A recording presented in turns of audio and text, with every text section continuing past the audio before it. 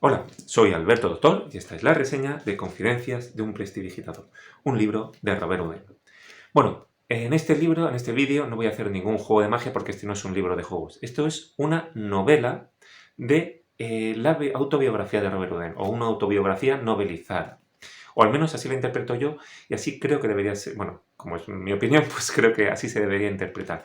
Es decir, la gente se ha tomado muy a pie juntillas, ha pasado a lo largo del tiempo, que se ha creído a ciencia cierta las cosas que dice aquí, y hay cosas que son ciertas y hay cosas que son mentiras, pues para, yo creo que eh, como recurso literario, para engrandecer al personaje, ¿no? El personaje, el protagonista que es Robert Houdin, y entonces él se engrandece. Por ejemplo, diciendo que ha inventado en el si tú lees la novela, bueno, esta es una edición, se me olvidó decir, de la editorial Mastor, que son mini libros, que la editorial Mastor es una editorial no de magia, sino de libros en general, que cogía libros de 1700 y pico, 1800, 1900, principios de estos que ya no tienen derechos de autor, y los reeditaba pues en este formato, conservando el formato original, pero en pequeñito, ¿no? Pero se lee muy bien.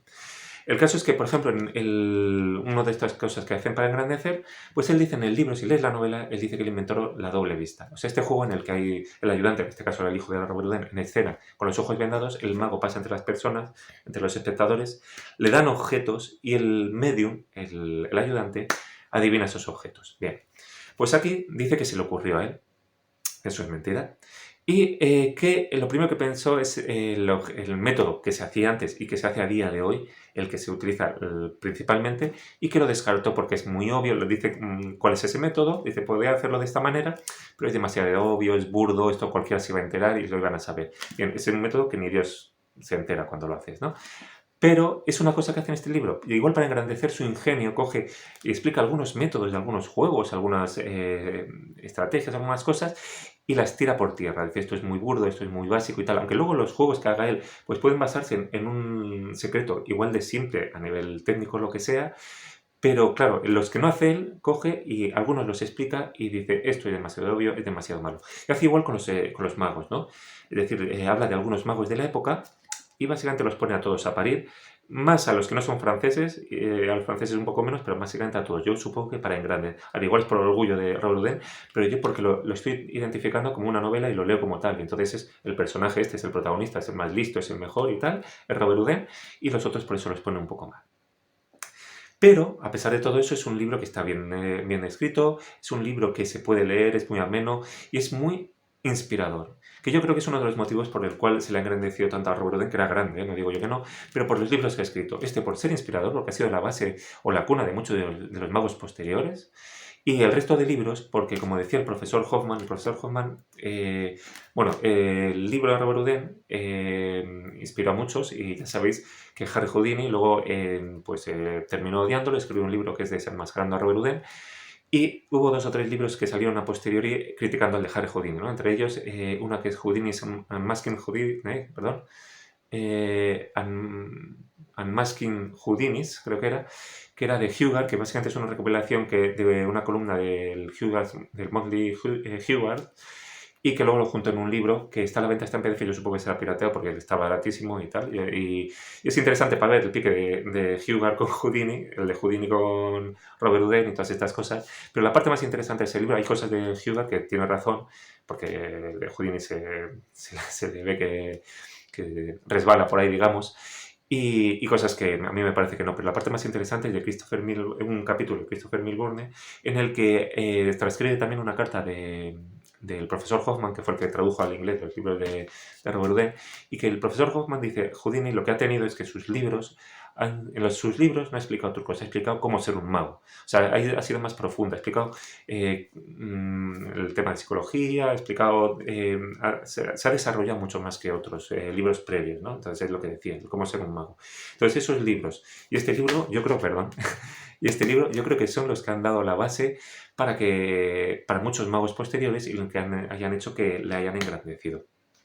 Y se haya denominado el padre de la magia moderna, que es un término que me parece curioso recientemente, tratándolo con el gran Bronzini, pues salió el tema de a ver de dónde venía ese título, el padre de la magia moderna. Y yo me puse a investigar dentro de archive.org, no he investigado mucho, yo no soy historiador ni nada, entonces fui a lo fácil. Y en archive.org, que hay un montón de libros antiguos, encontré que la referencia más antigua que aparece, que encontré yo, de un libro de magia en el que hablaba de Robert Houdin como padre de la magia moderna, era de un libro de perdón, lo tengo aquí porque 1876, de William Henry Kremer. Entonces, en ese año, que fue el año que sacó Modern Magic, creo, el profesor Hoffman, pero que todavía no había mencionado, o antes del... O sea, sé que es anterior a que las referencias que encontré del profesor Hoffman de Robert Houdin. Y en ese libro lo que decía era algo así que Robert Houdin, padre de la magia moderna, by ingenious mechanism, es decir, entiendo yo que por sus ingeniosos mecanismos, es decir, por utilizar... Robert Houdin al final sí que revolucionó la magia moderna, o sea, la magia en el sentido de que empezó a utilizar electricidad, electromagnetismo. Él era relojero, utilizaba autómatas que ya se usaban antes, pero los evolucionó un poco más, desarrolló, combinó, hizo tal. Entonces sí que la evolucionó ahí. Entonces, con eso y otra referencia que encontré en la que decían que Potter de Colta y Robert Houdin, que fueron los que revolucionaron la magia, no tienen una base, como casi todo lo que parece de la historia de la magia, pero yo identifico interpreto que podía ser que originalmente se le llamase el padre de la magia moderna, como llamaríamos hoy padre de la magia digital o padre de la magia electrónica, alguien que utilice estos recursos y que sea el primero que los empieza a desarrollar y a potenciar más. Y que luego, debido a que fue tan querido y tanta gente cogió sus libros porque eran muy buenos, se le engrandeció, ¿no? Es una hipótesis. Entonces, si sabes algo sobre esto, esto básicamente he hecho este vídeo porque no creo que vaya a encontrar yo nada más al respecto de ese título y seguro que hay gente que sabe más que yo. Mis vídeos los ve poca gente, pero bueno, si sabes el por qué viene ese título, el padre de la magia moderna, pues ponlo en los comentarios, estaré encantado de leerlos y saber un poquito más de la historia, ¿no? Yo creo que la gente también dice los tres mitos tres mitos identificaba yo. Yo escribí un artículo, creo que lo comenté ya en algún vídeo y lo publicó el Puerco Sabio, ¿no? O sea, Marco lo publicó en el Puerco Sabio. Y que explicaba que la gente tiene la mentalidad de que Robert Houdin fue el primero que utilizó vestimenta elegante, que antes los magos iban vestidos de brujos con capirote, con túnicas y demás. Y que fue el primero que lo llevó al teatro, que antes trabajaban en ferias, en mercados, y que eran vulgares ladrones, vulgares timadores, y que Robert Houdin lo elevó de categoría para las para las gentes nobles, vestido elegante, en salones, en teatros y con, por ejemplo, pocos aparatos por ahí, etcétera, ¿no? Pues bien, sin mismas referencias anteriores, que hay muchísimas referencias anteriores que desmienten esto, ya en el propio libro se ve que él no dice nunca eso. En el propio libro, si lo lees, lo desmiente. Porque, por ejemplo, la vestimenta, él dice que va a haber magos. Va a haber magos primero a salones, a salones y teatros. Y te lo dice aquí. Por ejemplo, antes que él estaba Philip, por ejemplo, y construyeron un teatro para Philip. Ya se construyó su propio teatro cuando llegó a Francia. Philip era un mago francés que se fue a Berlín, a Reino Unido, y allí empezó a hacer magia. Era pastelero, ¿no? Pero bueno, empezó a hacer magia. El caso es que una trupe de magos, te lo explica todo en el libro, de magos chinos, pasó por allí y de ellos aprendió dos juegos.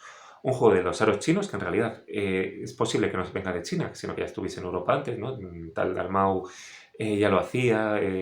No voy a hablar de muchas referencias por no alargar mucho el vídeo, pero bueno. Y otro en el que hacía aparecer unas peceras, ya he hablado de esto alguna vez. Unas peceras gigantes, bien. El método que utilizaban requería una cobertura de una túnica. Los chinos, pues con túnicas chinas.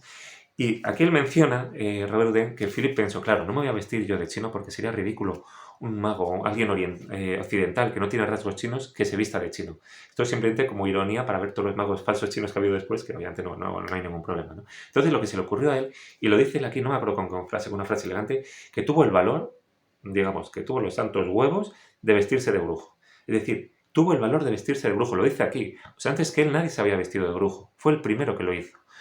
Y luego, pues como pasa siempre, pues todo el mundo se puso a copiar. Ponsine en su libro La magia blanca desvelada le dice que todo el mundo parece que para ser mago tiene que hacer el juego de las peceras y todo el mundo imita a Philip. Entonces todo el mundo, incluso Robert Houdin hizo el juego de las peceras, pero con otra versión que no requería la túnica.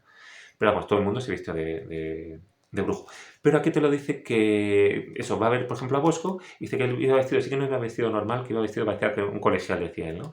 Pero que iba a ver, no sé, si a Comte, a otros magos, y no destaca nada de que fuese de brujo ni nada así. Él no menciona en ningún momento que fuese el primero en hacerlo, ni que fuese el primero que llevase la magia a los salones. Él va a ver magia, antes de actuar, en este libro parece que va a haber magia a salones de gente de bien.